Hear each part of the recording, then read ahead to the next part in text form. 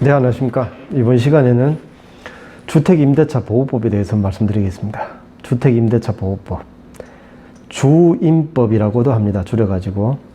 이 주택임대차 보호법은 제가 만약에 이 법의 이름을 다시 정한다 그러면 주택임차인 보호법이라고 정하겠습니다. 왜 그러냐면 그만큼 임차인에게 유리한 법입니다. 주택에 임차를 했는 세입자를 약자로 보고 만든 법이라고 보시면 되겠습니다. 왜 주택의 임차인을 약자로 보느냐 하면 임대를 하는 입장에서는 집이 한 채 이상 있기 때문에 여유가 있다고 보고, 세를 얻는 입장은 그에 비해서는 돈이 없고 살기 힘들다고 보기 때문에 그 약자를 보호하기 위해서 만든 법이라고 보시면 되겠습니다. 주택임대차 보호법은 임차인 입장에서 보자면 본인의 보증금이 보존이 돼야 되고, 그리고 월세가 있다면 월세나 보증금 그것이 어느 정도 예측 가능하게 자기가 감수할 수 있을 정도로 움직여야 되겠죠. 그리고 집주인이 바뀌거나 아니면 다른 변동이 있더라도 거기에 계속 거주를 할 수 있는 거주기간이 예측 가능하게 보장이 되어야 될 것 같습니다. 이런 것을 여러 가지 이제 법으로서 규정을 해놨는데 어떤 항목이 있는지 제가 다시 한번 조목조목 설명을 한번 드리겠습니다. 우선은 보증금을 보존을 한다 이렇게 했는데, 그 보증금을 뭐 1,000만 원이든 500만 원이든 뭐 1억이든 건네게 됐다면 이 보증금을 보존을 하는 가장 좋은 방법은 어디에 이제 전세권 설정을 한다든지 등기상에 나타내게 된다면 제3자들도 충분히 알 수 있으니까 그것이 좀 이렇게 낫지 않을까 싶은데, 임차인 입장에서는 돈도 부족하고 약자이기 때문에 시간도 별로 없을 수가 있죠. 그리고 전세권 설정을 하는 것은 집주인의 동의가 있어야 됩니다. 그리고 집주인이 등기필증과 본인의 인감을 주면서 아니면 그렇게 건네면서 전세권 설정에 협조를 해줘야 되는데, 임차인 입장에서 그것을 얘기를 하고 그것을 받아내는 것이 또 쉽지는 않을 것 같아서 그에 버금가는 이제 다른 제도를 만들었습니다. 그것이 무엇이냐 하면 확정일자입니다. 확정일자는 계약서를 가지고 동사무소에 가게 되면 그 확정일자 날짜를 부여를 하면서 전세권과 동일하거나 그 이상의 효과를 주도록 되어 있습니다. 확정일자는. 그 확정일자를 부여를 하는 것은 집주인의 동의도 필요가 없기 때문에 임차인 입장에서는 편하게 할 수가 있겠죠. 비용도 거의 안 들고, 그리고 지금은 이제 인터넷이나 이런 식으로도 할 수 있다고 합니다. 전입신고를 하면서 확정일자 부여를 받게 된다면, 그리고 거기에다가 본인이 직접 이제 거주를 하는 주소 이전 후에 점유를 하고 있다면 그것으로서 대항력을 가지게 됩니다. 임차인이 가졌는 대항력은 제3자에 대해서 나의 이제 임대차 관계가 온전하다 이것을 주장을 할 수가 있습니다. 나중에 혹시나 경매가 되든지 아니면 뭐 사고 팔아서 임대인이 바뀌더라도 그 사람에게도 임차인으로서의 권리를 주장을 할 수가 있습니다. 이렇게 확정일자, 전입신고와 그리고 본인이 점유를 하고 있다면 대항력을 가지게 되고, 그것으로서 나중에 경매 낙찰에 대해서 보증금 반환까지도 요구를 할 수가 있습니다.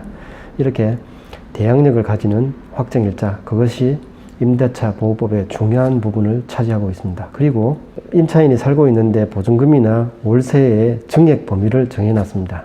그것을 최초보다 낮추게 된다면 임차인이 불리한 게 없으니까 그것은 별 문제가 안 되는데, 어느 날 갑자기 많이 올리게 된다면 임차인은 불안해지겠죠. 월세를 100만 원 주고 있다가 200만 원 주세요 이렇게 갑자기 한다면 임차인은 어떻게 돈을 구하지 못한다면 또 집을 비워줘야 되고 이렇게 불안해지니까 전세를 1억에 주고 있는데 어느 날 갑자기 2억을 달라 그러면 또 이사를 가야 되고 불안해지겠죠. 그래서 그것을 막고자 임대료의 증액 범위를 정해놨는데, 어떻게 정해놨느냐 하면 1년에 5% 이상을 못 올리도록 해놨습니다.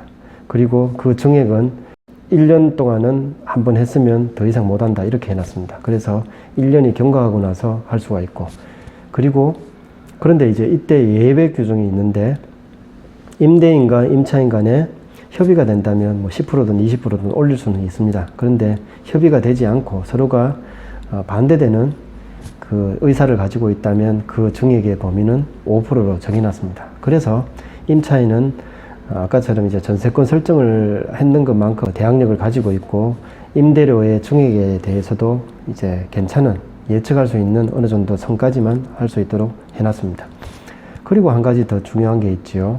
임대료나 아니면 이제 그것을 돌려받는데 보증금을 나중에 온전하게 돌려받을 수 있느냐, 이것도 중요하겠죠.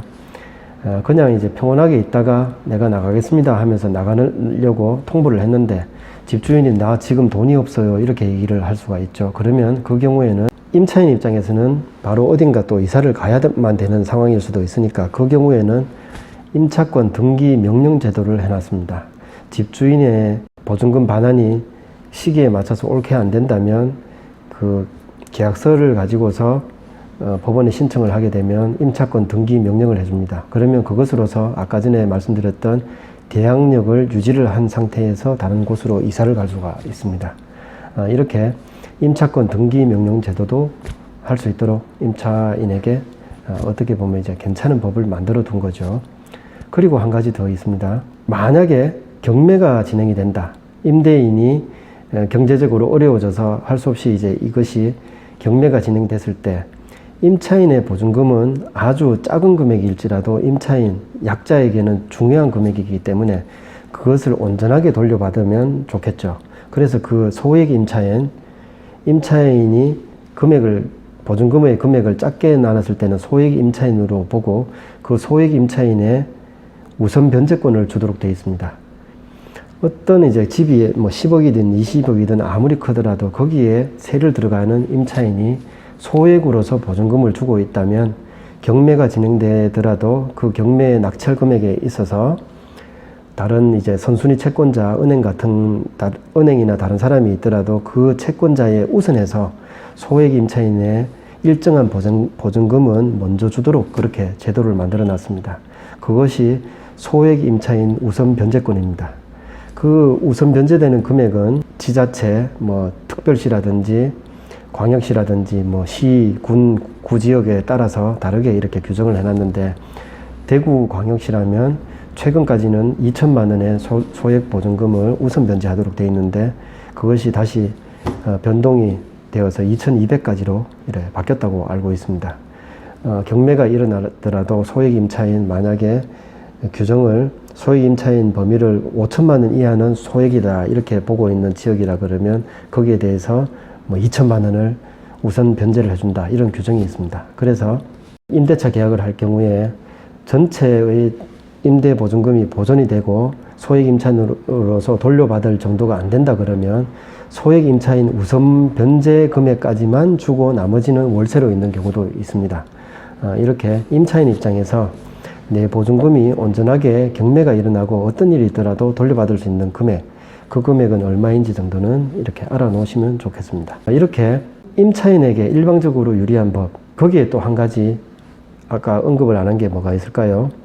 임차인의 보증금도 보존이 되고 그리고 그 증액 범위, 임차의 보증금이라든지 아니면 월세의 증액 범위도 보존이 되어 있는데 그러면 언제까지 내가 여기에 있을 수 있는가? 편안하게 여기에 머무를 수 있는가? 계약기간도 중요하겠죠. 그것도 임대차 보호법에 규정을 해놨습니다.